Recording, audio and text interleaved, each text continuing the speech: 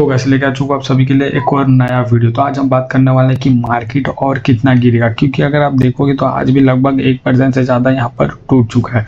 और एफआई की सेलिंग कब तक यहाँ पर कंटिन्यू और चलेगी ये भी आप जानोगे। तो देखा जाए तो यहाँ पर कुछ लोगों के पोर्टफोलियो में यहाँ पर काफ़ी ज़्यादा लाल बता रहा है, लेकिन वो सोच रही कि यहाँ पर सिर्फ निफ्टी 50 1% गिरने के बाद भी क्यों लाल बता रहा है। क्योंकि अगर आप देखोगे तो वो लोग हैं यहाँ पर छोटे स्टॉक में इन्वेस्ट करके रखे, जो यहाँ पर mid cap and small cap में आता है।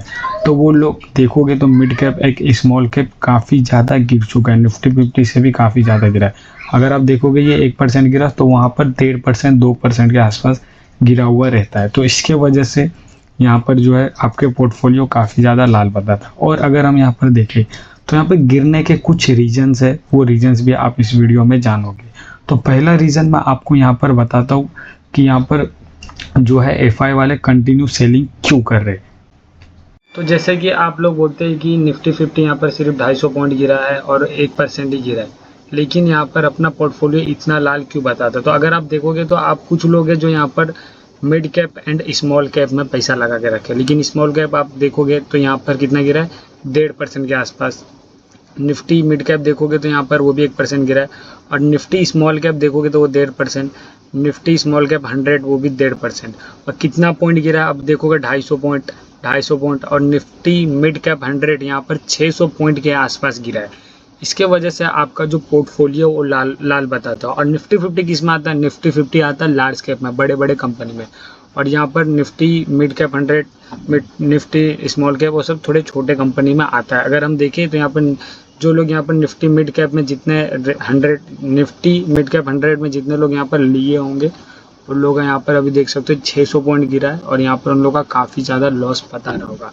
600 पॉइंट मतलब काफ़ी ज़्यादा गिरा है। इसके वजह से जो आप लोग का है यहाँ पर जो पोर्टफोलियो लाल बताता है। तो आइए हम दूसरा यहाँ पर न्यूज़ देख लेते हैं। जैसे कि आप यहाँ पर 3 रीज़न देख सकते हो। पहला रीज़न कमज़ोर यानी सीजन।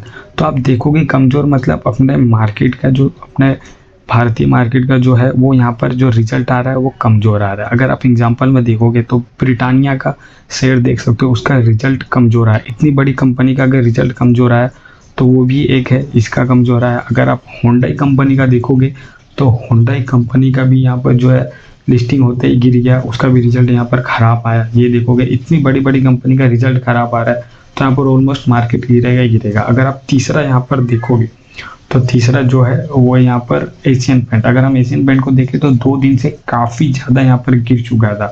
ऐसा क्योंकि उनका कहीं ना कहीं हमें एक नेगेटिव पॉइंट देखने को मिला था।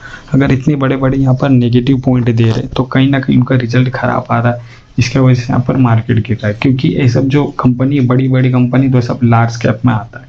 अगर हम दूसरा रीजन देखें अत्यमूल भारतीय इन्वेस्टर बाजार, अगर बाजार में देखेंगे तो बाजार का क्या है कि काफ़ी ज़्यादा हाई पे पहुंच चुका था।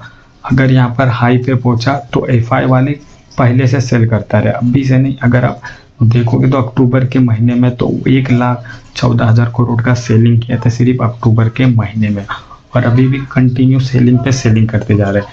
क्यों? उनको यहाँ पर एफआई वाले बहुत स्मार्ट होते हैं, तो उनको यहाँ पर मालूम पड़ गया था कि काफ़ी ज़्यादा हाई पे पहुँच चुका, अब यहाँ से गिरने वाला है। तो वही हुआ, यहाँ से कंटिन्यू धीरे धीरे करके एफआई वाले सेल करते गए और वहाँ से बाजार धीरे धीरे करके गिरता गया।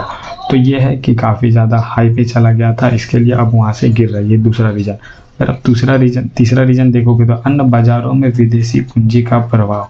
अगर हम यहाँ पर देखें तो बाज़ारों में जो है एफआई वाले का मतलब जो बाहर वाले इन्वेस्टर है वो कंटिन्यू सेलिंग पे सेलिंग करते जा रहे हैं, तो यहाँ पर उसका प्रभाव पड़ते हुए हमें दिख रहा है। क्योंकि अगर हम डीआई वाले की बात करें तो डीआई वाला क्या है, इंडिया का पैसा इंडिया में ही घूम रहा है, तो यहाँ से उतना कुछ इफेक्ट नहीं पड़ता। लेकिन अगर यहाँ पर बाहर वाले पैसा इन्वेस्ट किए तो इसका इफेक्ट पड़ता है यहाँ पर। तो वही हो रहा है कि एफआई वाले कंटिन्यू सेलिंग करते जा रहे हैं, और वो किसकी ओर बढ़ रहे, चीन, जापान, ताइवान विदेश की पूंजी का प्रभाव देखा गया है। तो ऐसे स्टॉक एक्सचेंज के अंदर जा रहे जहाँ पर रिटर्न अभी तक कुछ मिला नहीं है, कंसोलिडेट लेवल में फंसा था, तो अभी चीन में जा रहे, जापान में जा रहे, ऐसे यहाँ पर स्टॉक में जा रहे जहाँ पर उनको रिटर्न मिले, जो यहाँ पर अभी बॉटम पे है खरीदे। अब भी यहाँ पर अपना इंडियन मार्केट बॉटम पे आएगा, जितना और नीचे गिरेगा तो यहाँ पर एफआई वाले फिर यहाँ पर आएंगे और यहाँ पर खरीदेंगे, क्योंकि वो बॉटम पे खरीदते हैं और यहाँ पर टॉप में सेल कर दे, क्योंकि वो बहुत स्मार्ट होते हैं, अपना लॉन्ग टाइम का सोचते हैं। तो ये कुछ 3 रीज़न थे बड़े बड़े। तो आइए आपको हम F I and D I का डाटा दिखाते हैं। अगर आप यहाँ पर देखोगे तो F I and D I का डाटा देखोगे तो अब हमें डी आई कमज़ोर पड़ते हुए दिख रहे। ऐसा क्यों? अगर आप यहाँ पर देखोगे तो जब पहले यहाँ पर डी आई वाले जितना एफ आई वाले सेलिंग करते थे उतना यहाँ पर डी आई वाले बाइंग कर लेते थे, ऑलमोस्ट उसके आसपास का। लेकिन अब उसके आधा भी बाइंग कर नहीं पा रहे। अगर आप देखोगे पहले का डाटा तो 4 नवंबर का देख सकते हो, 4,300 करोड़ का एफ आई वाले सेल किए, तो डी आई वाले लगभग 2,900 करोड़ का बाइंग किए, मतलब उसके आधा से ज़्यादा बाइंग किए।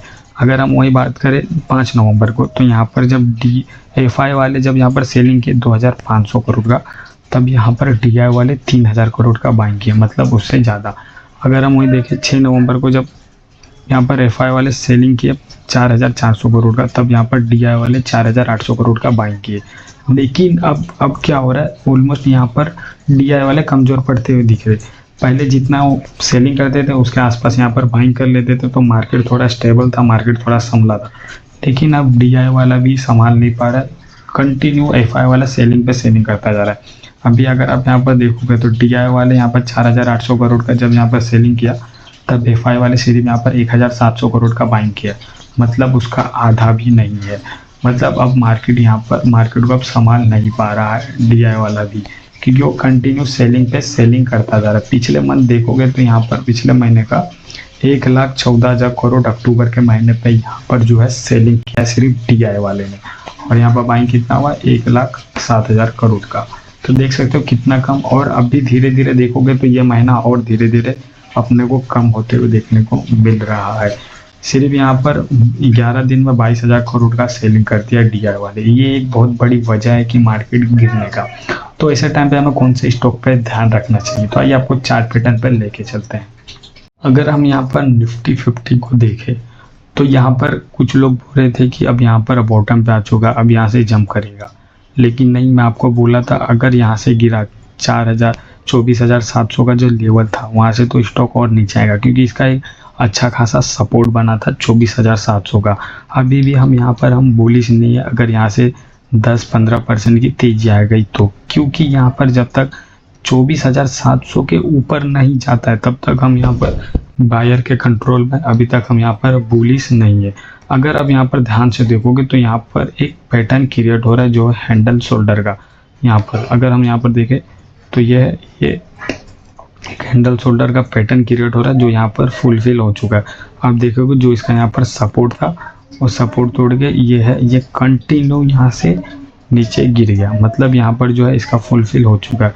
अगर हम दूसरा देखें तो ये छोटा हैंडल शोल्डर पैटर्न एक और यहाँ पर बन रहा है बड़ा। अगर हम यहाँ पर देखें तो आप देखोगे यहाँ पर जो है दूसरा हैंडल शोल्डर पैटर्न, अगर यहाँ पर देखें तो यहाँ पर है, अब यहाँ से नीचे।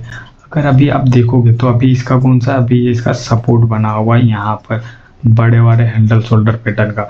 अगर स्टॉक यहाँ से नीचे जाता है, जो इसका सपोर्ट है 23,900 का आसपास का, 23,900 के आसपास अगर स्टॉक अभी जाता है और 23,900 के आसपास के क्लोजिंग भी दे दिया, तो स्टॉक हमें काफ़ी नीचे गिरते हुए और दिखेगा।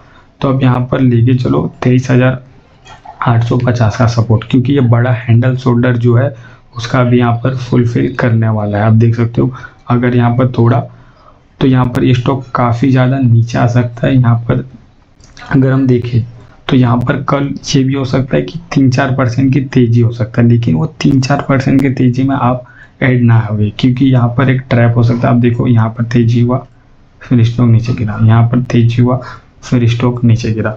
तो ऐसे तेज़ी में यहाँ पर ना जाए। हम यहाँ पर पूरा डाटा देके पूरा रिसर्च करके एनालिसिस करके यहाँ पर बाइंग करें, नहीं तो आपका पैसा लॉस हो सकता है। कोई भी स्टॉक में आप पैसा लगाओगे तो यहाँ पर पूरा फंड ना लगाए, क्योंकि अभी मार्केट में प्रेशर चालू है।